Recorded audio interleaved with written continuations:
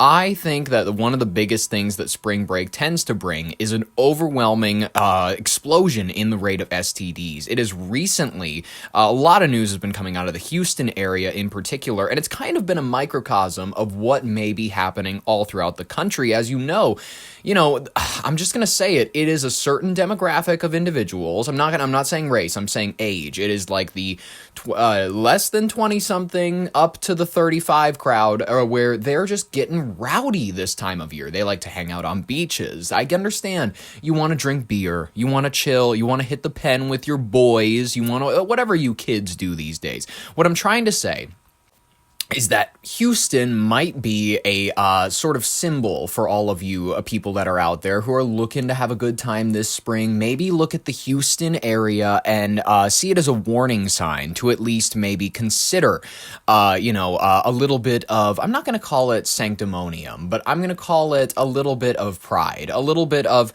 pride in yourself, quite frankly. I know pride is a sin. I know that it's not something that we should be engaging with or whatever the Christians like to say. But when I'm saying pride, I'm trying to say, like, care about yourself. You know what I mean? Consider that you only have this one body that has been bestowed on you by the universe or God, whatever you believe in, whatnot. Whatever it is, just by virtue of you being alive, you should realize that the universe has endowed you with the spirit, with a soul, enough so to where you should treasure this ability to live. You should treasure this body. You should treasure this chance at life.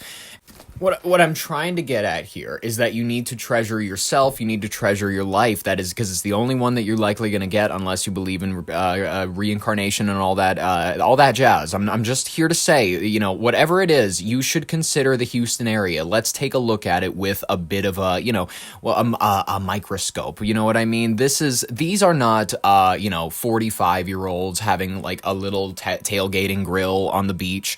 They don't set up an umbrella and whatnot and hang out with their families. It is a bunch of people from that, like I said, that like just going to college to 35, maybe even older, that age demographic, heading to the beach, ready to sex each other up. It is like animals, premarital sex here, premarital sex there. These are not consummated, committed relationships. It is pagan-like. It is a display of depravity. It is a display of, let's just call it what it is. It is absolute, unencumbered human desire that, quite frankly, a lot of people, and most, I would argue that all human beings are capable of this if they just allow lust to pilot themselves. You know what I mean? Much like any other like the thing that your brain has in it, it can become a festering wound. You know what I mean? That if you allow it to pilot yourself, it'll ruin your life. Just like pride, just like greed, just like the horking desire for anything in this world, where it's just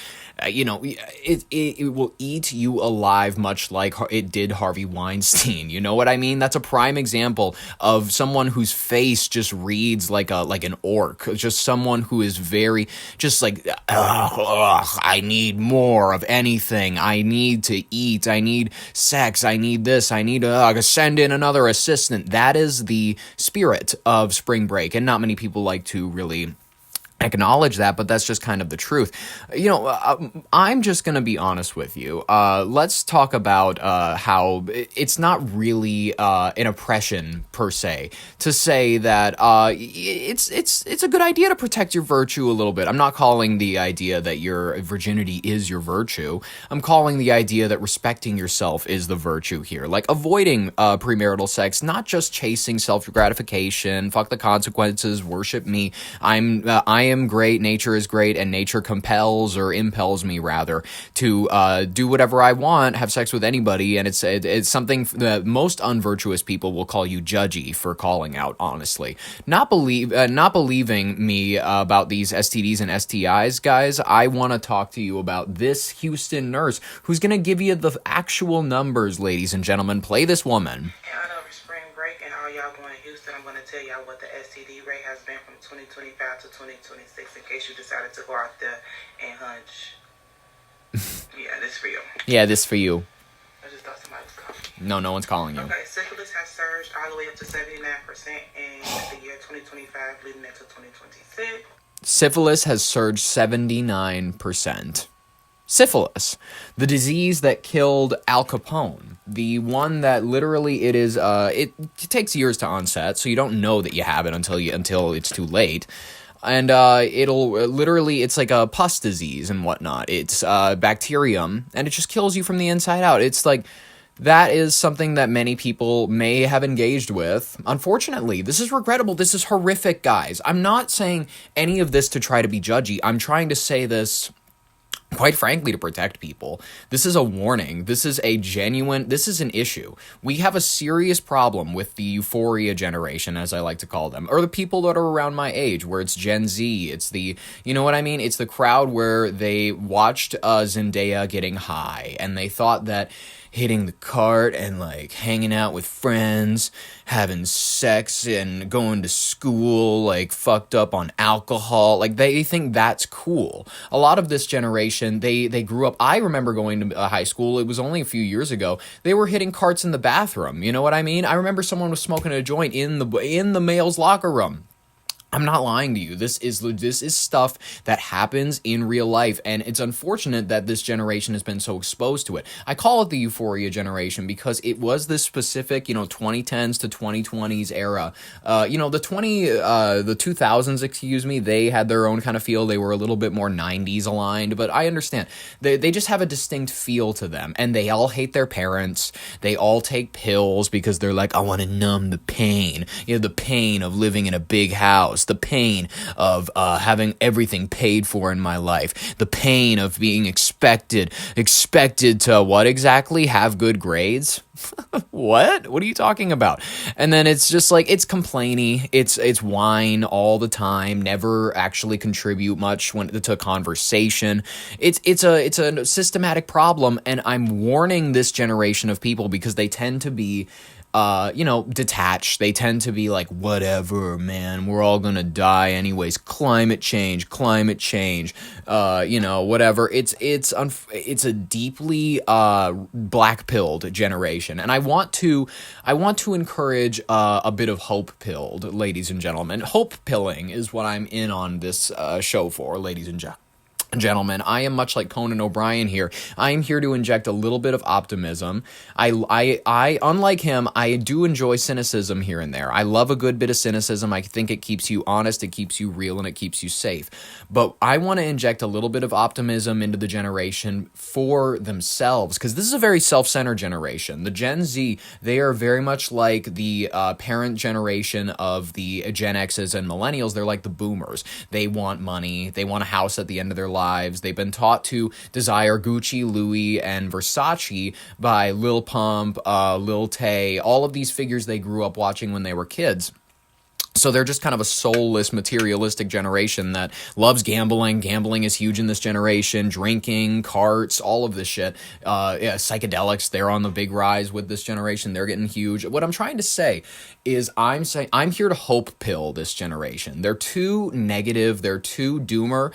When I say you should have a bit of virtue, I'm not saying it because I'm saying you should do it for Christ. I'm saying you should do it for yourself. I'm appealing to their selfish notions in themselves. I'm appealing to that side of the Zoomer that really just wants to service themselves at the end of the day. I'm saying you can do that by protecting your virtue and not getting syphilis and pushing the 79% rate up to an 80.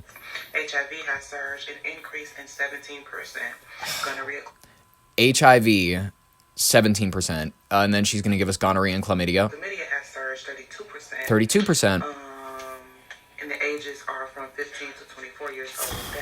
All the 15 to 24 years old. That, I'm assuming, is mostly made up of the 18 to 24, 25 crowd. I don't assume that this is a thing that's mostly affecting teenagers, literally. Unless, like I said, this is a high school, like Euphoria, you know what I mean? Where kids are just doing whatever the fuck they want. Spots where they're saying, like, the main sources of these STDs are coming from Montrose, downtown, OST, South Union area. The demographic is black people, Hispanics, whites, ranging from the ages 15 to 35. It's everybody. Yeah, so if you went to Houston for spring break, I hope you didn't hunch nobody out there. Yeah. Thank you. Thank you. Here's another woman talking about it. She's a little bit more unnerving. I'm going to be honest with you. Her blue eyes. Something about blue-eyed people, sometimes if they have a certain type of blue eye, it's not all types of blue eyes. Some people, they have very soulful blue eyes. This one, it's very much the pin pupil blue-eyed. And that freaks me out because it looks like they're just looking through you. Roughly 3 million people went out to Houston for spring break. A bunch of those people had unprotected sex. Yeah. A bunch of those people contracted HIV, chlamydia, gonorrhea, syphilis. Syphilis rates are up 79%. A bunch of those people will go home thinking that they got out safe. They're clean. They will think that for months or even years. They won't get tested thinking that they have nothing. They'll have 2, 3, 9 or 10 partners. And those people will have 2, 3, 9 or 10 partners. And those people will go on to have 2, 3, 9 or 10 partners. Suddenly there's hundreds of thousands of people with HIV, syphilis, chlamydia, gonorrhea. America is about to experience a full-blown STD epidemic. You deserve... How about you guys don't sleep around? I think that's it. Not you guys, the listener, because I know that you're a virtuous individual. You, the listener. I'm saying for the people who might hear this and not be like you, the listener, who is already awake and aware. Well, that's why I love you, and that's why you're a regular. That's why you're going to become a regular, hopefully. Ladies and gentlemen, here we go. To have fun, you deserve to explore the field, you deserve to explore... Okay, she's going to go into more of like a, you deserve this, you deserve to explore your desires, you deserve, no matter what your gender, and I'm like, okay, she's starting to go into angles of like encouraging the sexual freedom, but she's going to go in an angle of like, you need to protect yourself. I'm saying the sexual freedom thing is a bad idea. I'm saying the polyamory is a bad idea. I'm saying not having sex within the boundaries of a, loving, healthy relationship is a bad idea. That's what I'm trying to say. And I'm not saying this because I'm a virtuous, a Catholic over here trying to preach my values. What I'm trying to say is that via every piece of evidence that I have seen, via every single metric that I have viewed in my personal anecdotal life and in the research, it is overwhelmingly shown that people who are loving each other in a committed relationship, monogamous relationship, see the highest rates of success out of any demographic, regardless of race, regardless of age, regardless of gender. We're not regardless of what's it called? I'm trying to not regardless of time and age, all that kind of junk. I could throw on more statistics, but what I'm trying to say is that monogamy wins every single time. Monogamy wins, and a loving, committed relationship wins every single time. I'm not trying to say this to be a prude, to not encourage people to be free or to do whatever they'd like to themselves. What I'm trying to say is you have value beyond what you may understand that you do. And she's going to explain it in a way that I don't know.